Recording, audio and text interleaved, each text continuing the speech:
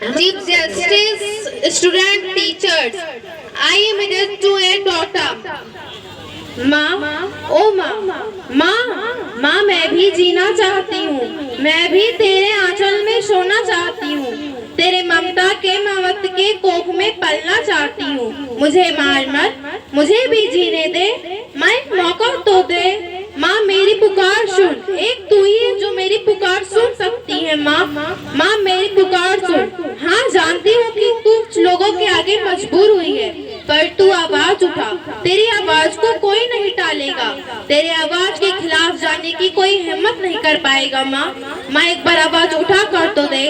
माँ, मुझे इस दुनिया में आने का मौका दे। मुझे इस दुनिया में आने का मौका दे। एक बेटी इस तरह पुकार करती है, लेकिन कुछ लोगों के स्वार्थी, घटिया, नीच सोच के कारण बेटी को जन्म से पहले मार दिया जाता है। कुत्ते उसे नोच कर खाते हैं कि यही एक बेटी है। जब आप कहते हैं कि हम अपने घर में नई बहुओं को लेके आएंगे, जब बेटी को पैदा ही नहीं होने दोगे तो कौन सी बहू लेकर आओगे आप? एक बेटी को स्कूली शिक्षा के सीमित में रखते हैं आप लोग। क्यों? सोचो, जब एक लड़की के सपने को दफन कर दिया जाता है तो सोचो उस लड़की पर क्या गुजरती होगी। कोई नहीं सोचता, बेटी के बारे में कोई नहीं सोचता।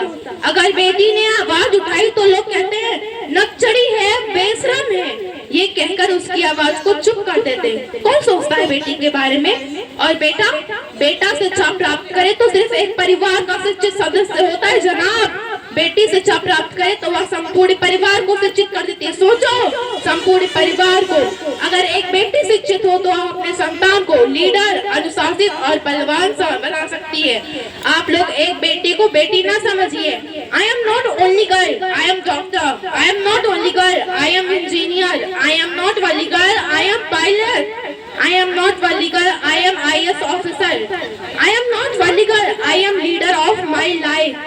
आप अपनी बेटी को दहेज में उपहार देना चाहते हैं तो शिक्षा मत दीजिए। आप अपनी बेटी को इतना निर्भर बनाइए कि कोई शख्स उसकी ओर आंख उठाकर ना देख सके, अपनी बुरी नजरों से ना देख सके। आप अपनी बेटी को इतना आत्मनिर्भर, बलवान और शिक्षित बनाओ, ना कि उसे दहेज के नाम पर बेच दो। मैं आपसे हाथ जोड़कर निवेदन करती हूँ कि आप लोग एक बेटी को सिर्फ स्कूली शिक्षा के सीमित में मत रखिए।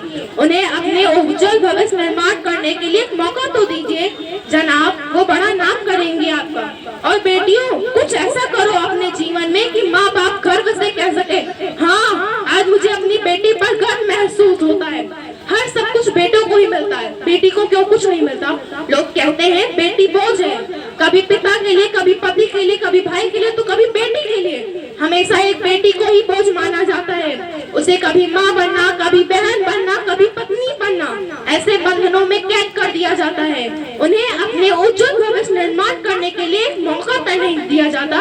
अगर बेटी ने दूसरों के लिए आवाज उठाई तो लोग कहते हैं नक्चड़ी है, बेशरम है, बेकार है। अगर बेटी ने अपने लिए आवाज उठाई तो लोग उसे गालियां देते हैं। और अगर चुप रहे, खामोश रहे तो लोग कहते हैं हाँ, समझदार है। क्यों?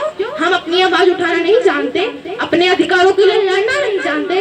अरे हम लड़ेंगे भी और बढ़ेंगे भी। मैं जीना चाहती हूँ बेटों की तरह, मैं जीना चाहती हूँ बेटों की तरह। ऐसे गद्दारी का ऐलान न समझा जाए। आजकल के बेटे भी हो जाते हैं घर से रुखसत, आजकल के बेटे भी हो जाते हैं घर से रुखसत। केवल एक बेटी को ही घर का मेहमान न समझा जाए, केवल एक बेटी को ही घर का मेहमान न समझा जाए। खाओगे किसके हाथ की रोटियां जब इन्हें पैदा ही नहीं होने दोगे? अरे खाओगे किसके हाथ की रोटियां जब इन्हें पैदा ही नहीं होने दोगे?